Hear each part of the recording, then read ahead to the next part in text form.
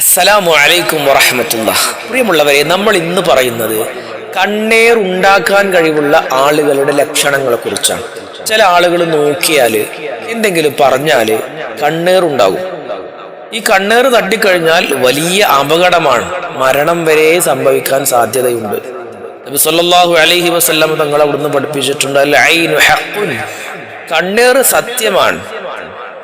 ഒരാളുടെ നല്ല വീട് കാണുമ്പോൾ, നല്ല മക്കളെ കാണുമ്പോൾ, ഒരാൾക്ക് എന്തെങ്കിലും അനുഗ്രഹം കിട്ടി എന്നറിയുമ്പോൾ ഇത് ഒരു മനുഷ്യൻ പറയുകയോ ആശ്ചര്യത്തോടുകൂടെ നോക്കുകയോ അല്ലെങ്കിൽ അയാൾ മനസ്സിൽ ചിന്തിച്ചുകൊണ്ട് എന്തെങ്കിലും പറയുകയോ ചെയ്താൽ കണ്ണേർ തട്ടുമെന്നുള്ള കാര്യം 100% ഉറപ്പാണ്. അങ്ങനെയുള്ള ആൾക്കാർ ആരാണ്? ഒരുപക്ഷെ ഞാനായിരിക്കാം, അല്ലെങ്കിൽ നമ്മളായിരിക്കാം. എനിക്ക് കണ്ണ് തട്ടിക്കാനുള്ള കഴിവുണ്ടോ ഇല്ലയോ എന്ന് നമുക്ക് അറിയില്ല. ഇൻഷാ അല്ലാഹ് നമ്മൾ ഇന്നത്തെ വീഡിയോയിൽ നോക്കുന്നത് കണ്ണേർ തട്ടിക്കുന്ന ആളുകളുടെ, കണ്ണേർ ഉണ്ടാക്കാൻ കഴിവുള്ള ആളുകളുടെ ലക്ഷണങ്ങളെ കുറിച്ച് 5 ലക്ഷണങ്ങളാണ് പറയുന്നത്. ആദ്യമായി റസൂലുള്ളാഹി പറഞ്ഞു, അൽ ഐനു ഹഖ്ഖുൻ, കണ്ണേർ സത്യമാണ്. മുസ്ലിമും ബുഖാരിയും രണ്ടും റിപ്പോർട്ട് ചെയ്ത ഹദീസാണ് അൽ ഐനു ഹഖ്ഖുൻ എന്നുള്ളത്. അതുപോലെ തന്നെ പരിശുദ്ധ ഖുർആനിൽ പറയുന്നുണ്ട്, വമിൻ ശർരി ഹാസിദിൻ ഇദാ ഹസദ്, വമിൻ ശർരി ഹാസിദിൻ ഇദാ ഹസദ്, അസൂയാലുക്കളുടെ അസൂയയിൽ നിന്നും ഞാൻ കാവൽ ചോദിക്കുന്നു. അപ്പോൾ ഇവിടെ അസൂയാലുക്കൾ, അതേപോലെ കണ്ണ് ഉണ്ടാക്കാൻ കഴിവുള്ള ആളുകൾ, അങ്ങനെയൊക്കെയുള്ള ആളുകളുടെ 5 ലക്ഷണങ്ങളാണ് നമ്മൾ പറയുന്നത്. ഒന്നാമത്തെ ലക്ഷണം അൽ ഹസദു ഷദീദ്, ശക്തിയായ അസൂയയുള്ള ആൾക്കാർ. അതൊരു മെന്റാലിറ്റിയാണ്. ചില ആൾക്കാർക്ക് ഭയങ്കര അസൂയായിരിക്കും. ഒരാൾക്ക് എന്തെങ്കിലും അനുഗ്രഹം കിട്ടിയെന്നറിയുമ്പോൾ അവരുടെ മനസ്സിൽ വല്ലാത്ത അസ്വസ്ഥതയായിരിക്കും. പുറമെ ചിരിച്ചു കാണിക്കുന്നുണ്ടെങ്കിലും അവരുടെ ഉള്ളിൻ്റെ ഉള്ളിൽ അസൂയ ഇങ്ങനെ തളം കെട്ടി നിൽക്കുകയായിരിക്കും. ഒരാൾ നല്ലൊരു വീടുണ്ടാക്കി എന്നറിഞ്ഞാൽ, അല്ലെങ്കിൽ നല്ലൊരു മനോഹരമായ വീട് കാണുമ്പോൾ, അല്ലെങ്കിൽ ഒരാൾ നല്ലൊരു പുതിയ വാഹനം വാങ്ങി, ഒരു കാറ് വാങ്ങിയെന്നറിയുമ്പോൾ, അല്ലെങ്കിൽ ഒരു ബൈക്ക് വാങ്ങിയെന്നറിയുമ്പോൾ, അല്ലെങ്കിൽ ഒരാളുടെ മക്കൾ നല്ലൊരു ജോലി കിട്ടിയെന്നറിയുമ്പോൾ, അല്ലെങ്കിൽ ഒരാൾ ജീവിതത്തിൽ വിജയിച്ചു, നല്ല കച്ചവടമുണ്ട്, നല്ല വരുമാനമുണ്ട്, ഇതൊക്കെ ഒരു മനുഷ്യൻ അറിയുമ്പോൾ അയാളുടെ മനസ്സിൽ തീവ്രമായ അസൂയ ഉണ്ടാകുന്ന ആളാണെങ്കിൽ അതൊരു മെന്റാലിറ്റി ആണല്ലോ. അസൂയ പല ആളുകൾക്ക് ഉണ്ടാകും. എന്നാൽ ചില ആളുകളുടെ അസൂയ എന്ന് പറയുന്നത് തീവ്രമാണ്.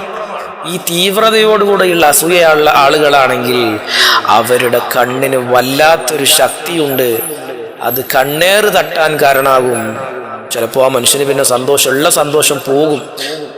നല്ല വലിയ വീടാണ്, മനോഹരമായ വീടാണെങ്കിൽ ആ വീട്ടിൽ പിന്നെ സമാധാനം ഉണ്ടാവില്ല. നല്ല ഒരു വരുമാനമുള്ള എന്തെങ്കിലും ഒരു ജോലിയാണെങ്കിൽ ആ ജോലിയിൽ പിന്നെ ബർക്കത്തുണ്ടാവില്ല. അപ്പൊ ഈ കണ്ണേർ തട്ടാൻ ആർക്ക് കഴിവുണ്ട്? അതിഭീകരമായ അസൂയുള്ള ആളുകൾക്ക്. അതാണ് ഒന്നാമത്തെ ലക്ഷണം. എനിക്ക് അസൂയുണ്ടോ? എനിക്ക് ഒരാളോട് നല്ല അസൂയുണ്ടോ? ഒരാൾക്ക് എന്തെങ്കിലും അനുഗ്രഹം കിട്ടും, എനിക്ക് വല്ലാണ്ട് അസൂയ വരുന്നുണ്ടെങ്കിൽ എനിക്ക് കണ്ണേർ ഉണ്ടാക്കാൻ കഴിവുണ്ട് എന്നുള്ളതാണ്. ശ്രദ്ധിക്കണം, അള്ളാഹു കാത്തുരക്ഷിക്കട്ടെ. ഇനി രണ്ടാമത്തെ വിഭാഗം,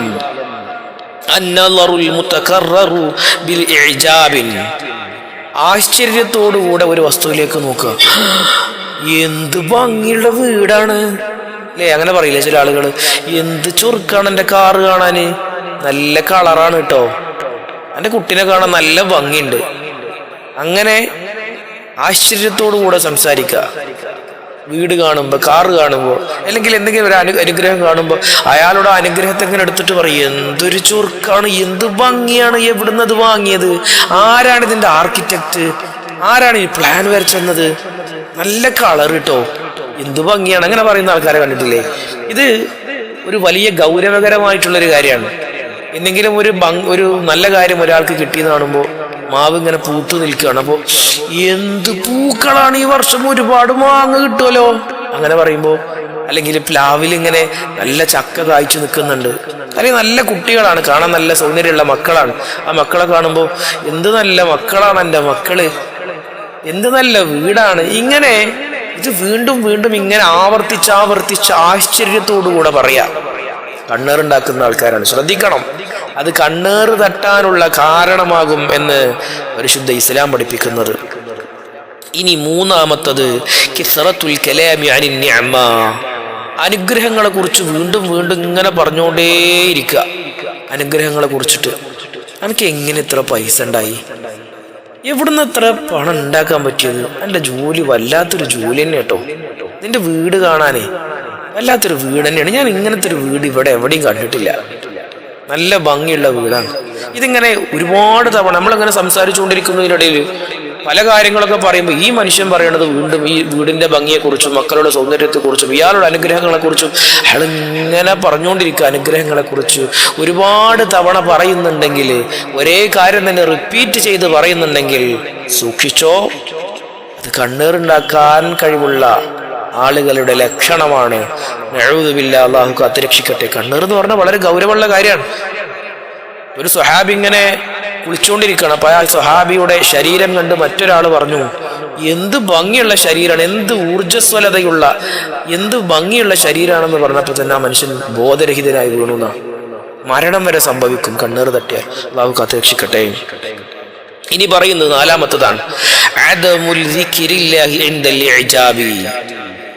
നമ്മൾ സർപ്രൈസ്ഡ് ആവുക എന്നുള്ളത്, അല്ലെങ്കിൽ ആശ്ചര്യപ്പെടുക എന്നുള്ളത് സ്വാഭാവികമാണ്. നല്ലൊരു വാഹനം കാണുമ്പോൾ, നല്ല സൗന്ദര്യമുള്ള ആളുകളെ കാണുമ്പോൾ, അല്ലെങ്കിൽ നല്ല ഭംഗിയുള്ള വീട് കാണുമ്പോൾ, ഒരാൾക്ക് നിഅമത്ത് എന്തെങ്കിലും അനുഗ്രഹങ്ങൾ നല്ലത് കാണുമ്പോൾ എല്ലാവരും ആശ്ചര്യപ്പെടും. അത് സ്വാഭാവികമാണ്.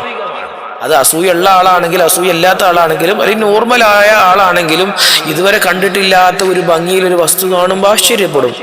ആ സമയത്ത് അയാൾ പറയേണ്ട ചില വാക്കുകളുണ്ട്.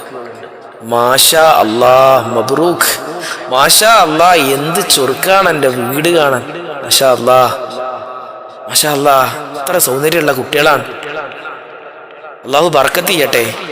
നബി സല്ലല്ലാഹു അലൈഹി വസല്ലം തങ്ങൾ ഒരു ഹദീസിൽ പറയുന്നുണ്ട്, ഇദാ റആ അഹദുക്കും മിൻ അഖീഹി മാ യുഅജിബുഹു ഫൽയദ്ഉ ലഹു ബിൽ ബറകാ.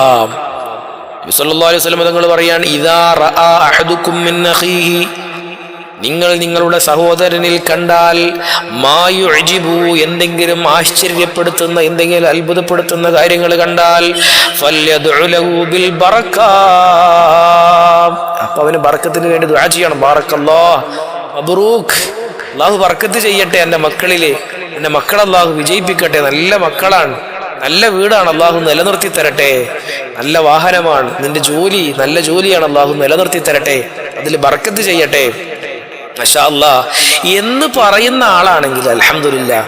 ഇനി കണ്ണീർ തട്ടിക്കാൻ കഴിവുള്ള ആളാണെങ്കിൽ പോലും അയാൾ മാഷാ അല്ലാഹ് അല്ലെങ്കിൽ അല്ലാഹു ബർക്കത്ത് ചെയ്യട്ടെ എന്ന് ദുആ ചെയ്താൽ ആ കണ്ണീറിനെ അല്ലാഹു എടുത്തു മാറ്റും എന്നതാണ്. ആ കണ്ണീറിന്റെ തട്ടാനുള്ള ശക്തി അള്ളാഹുവിനോട് ദുആയോടുകൂടെ ഇല്ലാണ്ടാകും എന്നാണ് മഹാന്മാര് പഠിപ്പിക്കുന്നത്.